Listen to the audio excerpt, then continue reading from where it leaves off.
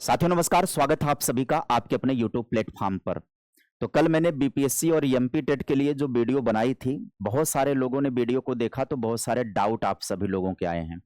सारे कमेंट को देखने के बाद जो कॉमन तरीके का डाउट्स निकल करके आ रहा है वो 5-6 प्रकार का डाउट्स आप लोगों का है।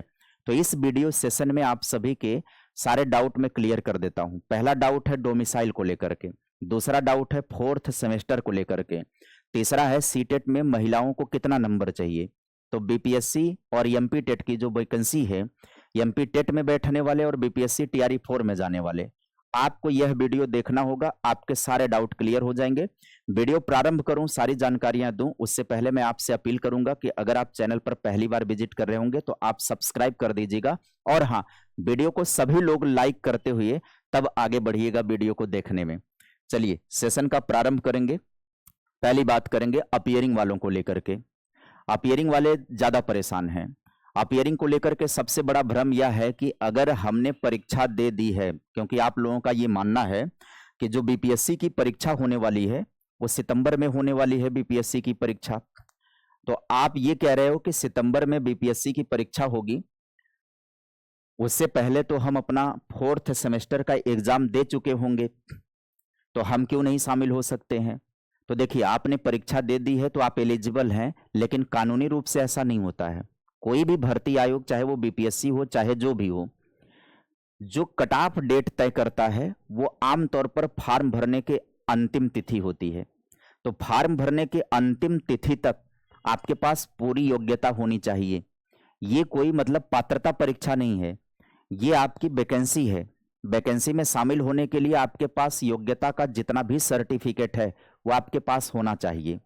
यानी कि आपका सेमेस्टर भी क्लियर होना चाहिए, आपका डीएलएड क्लियर होना चाहिए, आपका बीएड क्लियर होना चाहिए, आपका सीटेट क्वालिफाई हुआ होना चाहिए।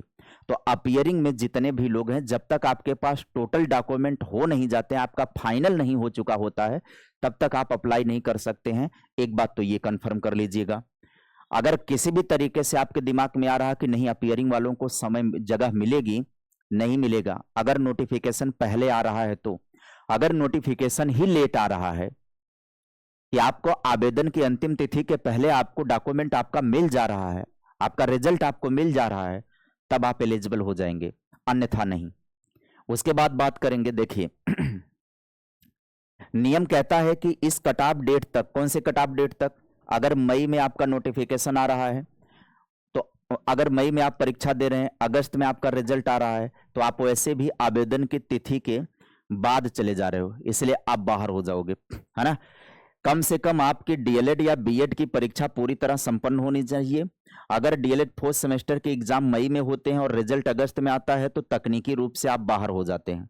आप केवल तभी मान्य होंगे जब आयोग अपने नोटिफिकेशन में विशेष रूप से यह लाइन लिखे कि हम फला तारीख तक अपीयरिंग वालों को मौका दे रहे हैं, इसलिए झूठी उम्मीद पालने के बजाय आप मानसिक रूप से तैयार रहें कि नोटिफिकेशन की सटीक भाषा का इंतजार करें। वैसे नोटिफिकेशन में जगह मिलेगी नहीं, अपीयरिंग को कोई मौका नहीं मिलेगा, क्वालिफाई रहेंगे आपको मौका मिलेगा।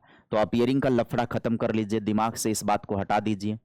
दूसरा जो सवाल सबसे बड़ा आ रहा है वो अदर स्टेट फीमेल को लेकर के आ रहा है और सीटेट के मार्क्स को लेकर के आ रहा है। सबसे ज्यादा सवाल हमारी बहनों के हैं कि सर मैं यूपी से हूं, मेरे सीटेट में 82 हैं, तो क्या मैं बीपीएससी का फॉर्म भर सकती हूं। ये सवाल मैक्सिमम कमेंट बॉक्स में देखने को मिलेंगे। अब आपको ध्यान से समझना होगा कि बिहार सरकार अपने राज्य की महिलाओं, एससी एसटी और ओबीसी को सीटेट अंकों में छूट 82 या 75 अंक का देती है, लेकिन जब आप यूपी से बिहार में फॉर्म भरते हो तो आप अपनी कैटेगरी ओबीसी एससी का लाभ नहीं ले सकते हो। आप वहां जनरल यानी अनरिजर्व के अंदर गिने जाओगे और अनरिजर्व के लिए आपको कितना नंबर चाहिए, 90 नंबर चाहिए। ठीक है, तो मेल हो या फीमेल हो, सीटेट में आप अगर आप वहां बीपीएससी में अप्लाई कर रहे हो तो आपका सीटेट में 90 मार्क का होना आवश्यक है, इसमें कोई दो राय नहीं है। दूसरे सवाल का जवाब आपको मिल गया। अब इसके बाद बात करिएगा, चूंकि आप जनरल में फाइट कर रही हैं इसलिए एनसीटी के नियमानुसार आपको सीटेट में 60% यानी 90 चाहिए। पिछले बीपीएससी टीआरई चरणों में 82 अंक वाली कई अदर स्टेट महिलाओं को डॉक्यूमेंट वेरिफिकेशन में बाहर कर दिया गया था। यह आयोग की गलती थी कि उन्होंने क्वालिफाई लोगों को ले लिया था, लेकिन जब डॉक्यूमेंट वेरिफिकेशन हुआ तो उन्हें बाहर कर दिया गया। इसलिए 90 अंक का ध्यान रहे कि यही अंक आपके लिए होना है। अब बात करें डोमिसाइल और सीटों के बंटवारों का भ्रम आपको समझा दें। कमेंट्स में बहुत सारे बच्चे डर रहे हैं कि सर बिहार में यूपी वालों के लिए सिर्फ 1500 सीटें हैं या एमपी के लिए डोमिसाइल लग गया है, ऐसा सवाल आ रहा है कि जो एमपी टेट देना चाह रहे हैं उनके लिए भी बात आ रही है कि सर जी डोमिसाइल लग गया है, और बीपीएससी के लिए भी बात की जा रही है कि डोमिसाइल है। कोई भी राज्य 100% सीटों पर डोमिसाइल यानी स्थानीय निवास प्रमाण पत्र लागू नहीं कर सकता या असंवैधानिक होता है। समझ रहे हैं आप बात को? कुछ एक स्टेट को छोड़ करके डोमिसाइल लागू कोई नहीं करता है। आज के डेट में 100% डोमिसाइल कोई भी लागू करेगा तो मामला कोर्ट में चला जाएगा। तो एक बात तो ये समझ लीजिएगा, 100% सीटों पर डोमिसाइल नहीं होता है। आपको 10% 15% सीटें मिलेंगी तो आपको उसमें लड़ना होगा, कंपटीशन है। अनरिजर्व की श्रेणी में जाकर के आपको कंपीट करना पड़ेगा, मेहनत करेंगे। एक पद से मतलब है, एक पद लेंगे आप क्वालिफाई हो जाएंगे। बहुत से लोग न अदर स्टेट में लड़ते हैं, कंपटीशन फाइट करते हैं और सिलेक्शन ले लेते हैं। हाँ, पहले की स्थिति में क्या था कि ओपन था, डोमिसाइल नीति नहीं थी किसी भी प्रकार से, चाहे तो अदर स्टेट वाले सभी सीटों पर कब्जा जमा लें तब भी कोई दिक्कत नहीं थी। अब अपने स्टेट के लिए उन लोगों ने डोमिसाइल नीति लागू कर दी है तो कुछ % सीटें जो है अदर स्टेट के लिए रहेंगी, सभी नहीं रहेंगी। लेकिन अभी एमपी टेट के अंदर बात करें तो यहां पर अभी डोमिसाइल की ऐसी कोई बात नहीं है, ठीक है। और अगर बात आ भी जाएगी तो भी आपको 10 से 15% सीटें तो मिलेंगी, लड़ना तो है। Something is better than nothing. UP में जहां पर कुछ भी नहीं नोटिफिकेशन आ रहा है, वहां पर कम से कम दूसरे स्टेट में थोड़े भी बहुत सीटों पर आपको लड़ने का अवसर तो मिल रहा है। इससे आपकी पढ़ाई का रिदम बना रहेगा, तैयारी का रिदम बना रहेगा, कंपिटेटिव माहौल में आप रहेंगे। हो सकता है कि आप लड़ लिए, अच्छा कर लिए तो आपका सिलेक्शन भी हो जाए। अगली बात कर लेते हैं। अगर जैसे बात किया जाए कुल 10,000 सीटें हैं तो अनरिजर्व की 5,000 खुली सीटें तो मिल ही रही हैं, 50% अनारक्षित होता है। बाकी SC ST OBC EWS के लिए आरक्षित है। तो बाकी सीटों पर आपको खुला कंपटीशन है, आप मेरिट में अच्छा करिए, लेकर के जाइए, है ना। ओपन होती हैं ये सीटें। अगर कुल वैकेंसी 10,000 है तो आपके पास लगभग 5,000 सीट होती है जो खुली होती है। जो भी छात्र कट ऑफ पार करेगा वह सीट लेगा। कोई भी 1500 सीट का फिक्स कोटा नहीं होता है, बस मेरिट में आपको बेहतर करना होता है, नियम ये होता है। आगे बात करेंगे। सवाल सबसे बड़ा है जूनियर 6 से 8 के सब्जेक्ट कॉम्बिनेशन को लेकर के, SST के नियम को लेकर के आपका सवाल ये आ रहा है अगला। मतलब 6 से 8 जूनियर में SST में सामाजिक विज्ञान के शिक्षक बनने के लिए सब्जेक्ट कॉम्बिनेशन को लेकर बहुत घबराहट है। नियम बहुत साफ है। ग्रेजुएशन यानी कि BA में आपके पास इतिहास, भूगोल, राजनीति विज्ञान, दर्शन शास्त्र, अर्थशास्त्र, वाणिज्य, मनोविज्ञान या समाज शास्त्र में से कोई भी 2 विषय होने चाहिए। आपको चारों विषय पढ़ने की जरूरत नहीं है। उदाहरण के तौर पर अगर आपने BA में समाज शास्त्र, भूगोल और राजनीति विज्ञान पढ़ा है तो आप SST के लिए 100% योग्य हो जाएंगे, ठीक है। तो एक तो ये नियम हो गया SST को लेकर। दूसरी बात, फॉर्म भरते समय आप 2 विषयों के लिए योग्य हैं, जैसे लैंग्वेज और SST दोनों के लिए, तो भी आप परीक्षा में केवल एक ही विषय में आवेदन कर सकते हैं। आप 2 विषयों में आवेदन नहीं कर सकते हैं। 2 नाव पर पैर नहीं रखना है एक साथ। आपको अगर मौका मिल भी जाए तब भी आप ऐसा ना करो, क्योंकि आपका फोकस होना चाहिए अपने एक प्रकार की तैयारी पर। बेहतर कंपटीशन करके आप जाएं और क्वालिफाई होकर के आप एक सीट ले लें। राइट टू एजुकेशन और NCT की गाइडलाइन स्पष्ट कहती है शिक्षक बनने के लिए ग्रेजुएशन में न्यूनतम 50% अंक होना चाहिए।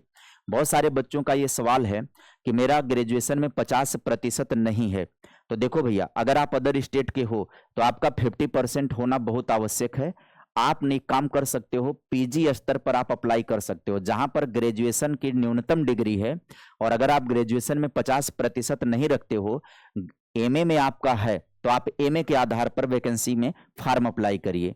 इसमें छूट किसे मिलती है? जो छात्र आरक्षित वर्ग के होते हैं, SC ST OBC PS से आते हैं, उन्हें 5% की छूट दी जाती है, यानी 45% होता है। लेकिन वो भी अदर स्टेट के कैंडिडेट को छूट नहीं मिलेगी। अदर स्टेट वाले किस में जाएंगे? अनरिजर्व कैटेगरी के अंदर जाएंगे, उन्हें छूट का लाभ नहीं मिलने वाला है।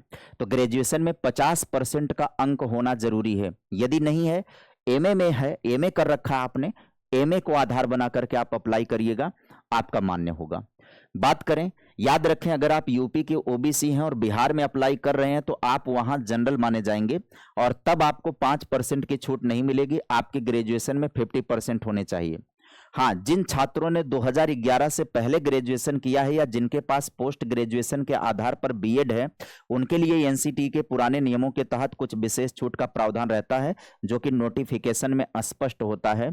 वो नोटिफिकेशन आने के बाद डिटेल जानकारी के बारे में पता चलता है। बात करें एनआईओएस डीएलएड को लेकर के वर्तमान कानूनी स्थिति की बात करें तो जो साथी एनआईओएस 18 महीने का डीएलएड करके बैठे हैं, उनके लिए स्थिति अब एकदम स्पष्ट हो चुकी है कि माननीय सुप्रीम कोर्ट के नवीनतम आदेश के बाद एनआईओएस डीएलएड को नई और नियमित शिक्षक भर्तियों के लिए अमान्य घोषित कर दिया गया है। ये अप्लाई नहीं कर सकते हैं।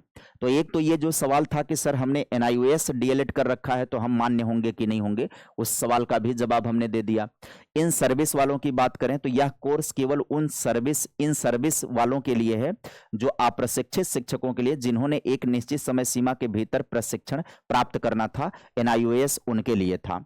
नई भर्तियों जैसे बीपीएससी टीआरई में हो गया, यूपी टेट, सुपर टेट में आपके लिए इस आधार पर आवेदन करने की छूट नहीं है। हाँ, कड़वा सच है, लेकिन आपको इसको स्वीकार करके कुछ अन्य विकल्प की तलाश करना होगा। एनआईओएस डीएलएड फिलहाल इस प्रक्रिया से अभी के लिए स्थिति बाहर ही चल रही है।